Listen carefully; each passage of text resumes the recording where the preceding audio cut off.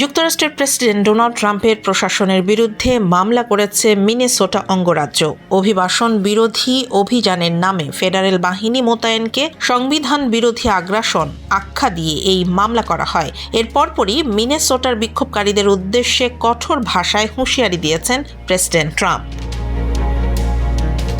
Trump তার সামাজিক যোগাযোগ মাধ্যম ট্রুথ সোশ্যালে দেয়া এক পোস্টে বলেন, মিনেসোটার মহান মানুষের ভয় পাওয়ার কিছু নেই। হিসাব ও প্রতিশোধের দিন আসছে, তবে এই প্রতিশোধ কিভাবে নেওয়া হবে সে বিষয়ে তিনি স্পষ্ট কোনো ব্যাখ্যা দেননি। ট্রাম্পের দাবি, ডেমোক্র্যাটরা রাজনৈতিক সুবিধা নিতে ইচ্ছাকৃতভাবে অস্থিরতা সৃষ্টি করছে এবং যেখানে ফেডারেল এজেন্ট মোতায়েন করা হয়েছে সেখানে অপরাধ কমেছে।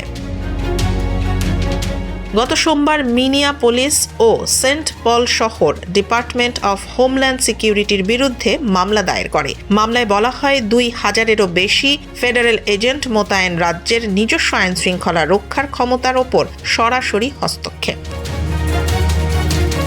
মামলায় আরও উল্লেখ করা হয়, অভিযানের সময় রেনি নিকোল গুড নামের 37 বছর বয়সী এক নারী গুলিতে নিহত হন, যাকে ইউএস ইমিগ্রেশন অ্যান্ড কাস্টমস এনফোর্সমেন্টের একজন এজেন্ট গুলি করেছেন বলে অভিযোগ। রাজ্য কর্তৃপক্ষের মতে এই অভিযান নাগরিক অধিকার লঙ্ঘন করছে এবং কমিউনিটিতে ভয় ও আতঙ্ক ছড়িয়ে দিচ্ছে।